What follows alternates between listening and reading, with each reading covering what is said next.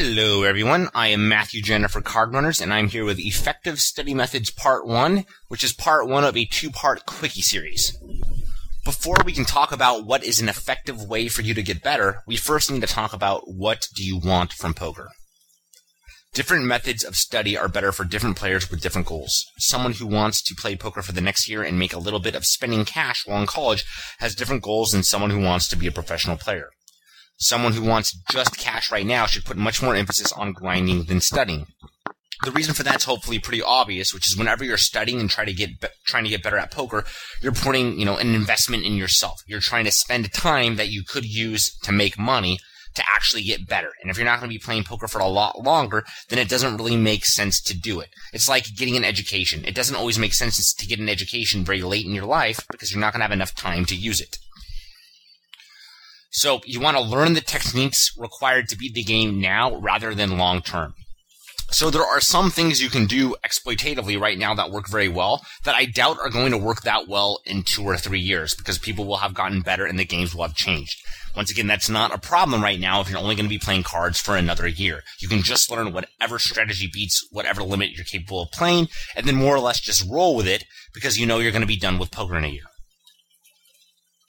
You don't need to worry about playing higher than probably no limit 100 because the odds of you getting higher than that within a year aren't very high. And if you're already playing a higher limit than that, then that's a little bit different. But for the most part, you don't need to worry about playing a super solid game because you're never going to get that high. You're just trying to make some cash on the side right now.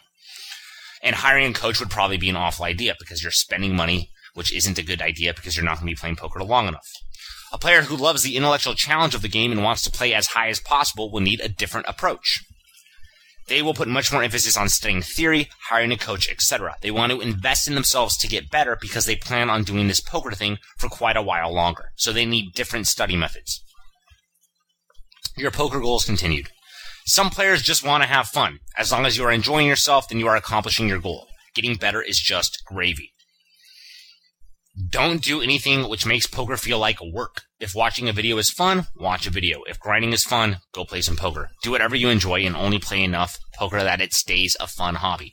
There are genuinely some people that actually enjoy doing poker theory just for the fun of it. I've met some of them before. So do whatever you do that makes poker fun if you're just trying to have fun with it. Don't worry about getting better too much. You'll slowly get better the more you play and the more you do, but your main goal is just to have fun. Almost all study methods get diminishing returns. A mix of all study methods is likely best, but certain emphasis should be placed on certain methods based on your own natural abilities and what your poker goals are.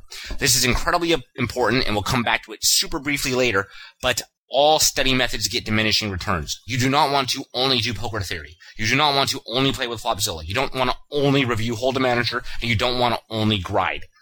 Since everything gets diminishing returns, you want a mix of everything in order to get better. That's incredibly important to do no matter what your poker goals are, but there are some study methods you'll be putting more emphasis on based on what your ultimate goals are. Effective study method number 1, actively learning while playing. Very, very few players are capable of learning well after doing the same task for a long period of time. You probably can study for a final like a beast for one day, but can't get yourself to study in 6+ hour blocks for long periods of time, day after day. Your brain burns out. Playing smaller sessions with less tables allows you to really learn while playing.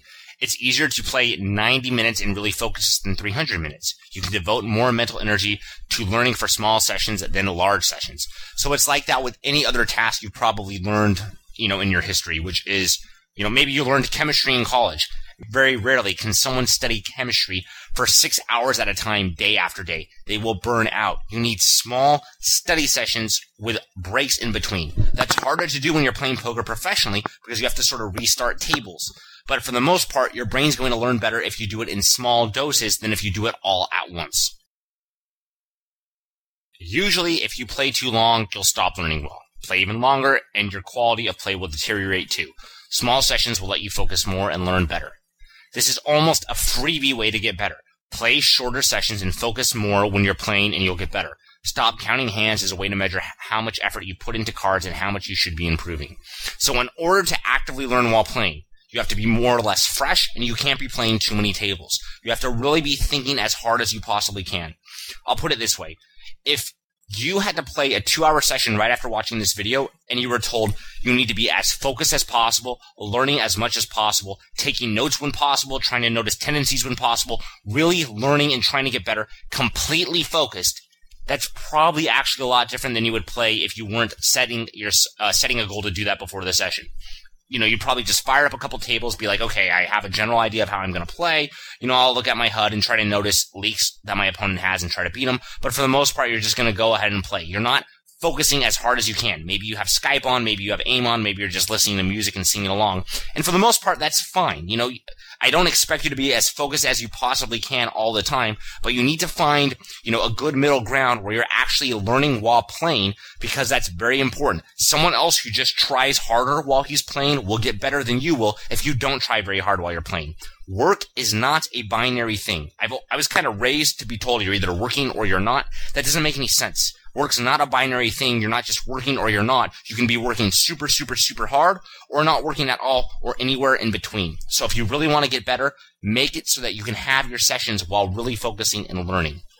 Effective study method number 2, review your play in Hold'em Manager. Watch a session you played in Hold'em Manager and find all the mistakes you made. Be very strict on any misplays, problems with bet sizing, etc. Take your time for tough decisions. This is one of the best ways to find if you're not implementing concepts you understand. You may know how to bluff raise flops, but find you're not doing it. It will be easiest finding this leak here. Be sure to get a good mix of all the different size pots you played. Don't just look at winning or losing pots. And this study method is a great way to improve for players who want to get better at implementation. Works best for players who play poker pretty seriously but are not looking to put more on their poker game plate at the moment. For example, balancing turn checks after betting the flop is hard. You won't likely notice you're not doing this from this study method, which is fine since you may already have enough other concepts you're working on. So, I know it's a quickie, I'm going fast. That was a lot to talk about at once. But reviewing your play in Hold'em Manager is a great way to figure out, oh, I'm not actually implementing stuff correctly. Because when you're playing a bunch of tables at once, you're not going to notice all these little mistakes as easily as when you're focused just on improving your game after you played with no pressure. So you might miss a bluff raise because you're doing something else. You're not very concerned at making a bluff raise that's worth, plus 0.4 BBs in EV when you have another huge pot happening somewhere else. So you don't notice it even though it's a mistake to not do it.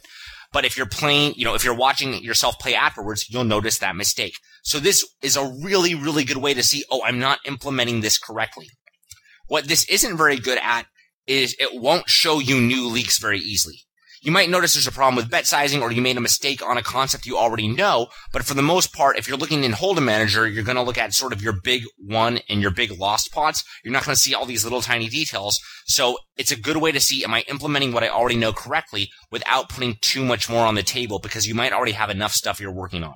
It's going to be disastrous if you're working at bluff raising flops, donk betting, bet sizing, etc. all at once if you're not capable of it. You need to focus on certain things at a certain time, and this is a really great way to improve that. Effective study method number 3, using a Hold'em Manager to spot a specific leak. Hold'em Manager is an amazing tool for finding out if you have a specific leak, since there are so many filters you can run. Literally, limitless combination of filters you can run. Figure out a concept you want to improve on and run the filters to examine the leak. What percentage of your turn check raises are bluffs? What percentage of your turn check raises get folds? How many were bluffs? You actually have to count it in this case, but you can run a filter to see every spot where you check raise the turn. Because sometimes you're going to check raise a pair for value, and sometimes you're going to check raise a pair as a bluff. So you have to actually sit down and count, but it really doesn't take that long. You can also check to see what frequencies other winning players are using while you're doing this. What percentage of good players folding to flop raises? What percentage are good players 3-betting at your stakes? This is the best way to get an overall feel if you have a theoretical or exploitative leak. Once you think you do, a more detailed approach is needed. You need to examine your ranges in Flopzilla, and you need to run more filters to confirm you're actually leaking. For example, you may fold too much to continuation bets, but are you also multi-way much more than the average player? Be sure it's a leak. So a player that puts more emphasis on calling multi-way is obviously going to fold more to C-bets than someone that calls a lot in heads-up pots. So you have to make sure it's actually going to be a leak, but it's an extremely useful way to find leaks. So Hold'em Manager I made a whole other series on it that you can check out. But Hold'em Manager lets you check to see what other winning players at your limit are doing. It gives you just a bunch of great analysis that you can really examine. So once you think you have sort of a good grasp of a play, and it can be exploitative or theoretical. So you can say, oh, I know in theory, half of my turn check raises should be bluffs. You can go count. Or you can say, I know in practice, my turn check raises are getting too many folds, so you can go see, are you value check raising the turn too much and losing action? Are you bluffing too little? Go ahead and explore. Hold'em Manager is phenomenally good for this. Once again, this is one of those study methods that's going to be very good for helping you improve in a very long-term way. Effective study method number 4, watching poker videos. Poker videos are an extremely cheap and convenient way to get advice from players better than you. If you watch one video a day, you literally are paying less than $1 an hour for advice, and also usually getting access to advice in forums. That's usually quite good.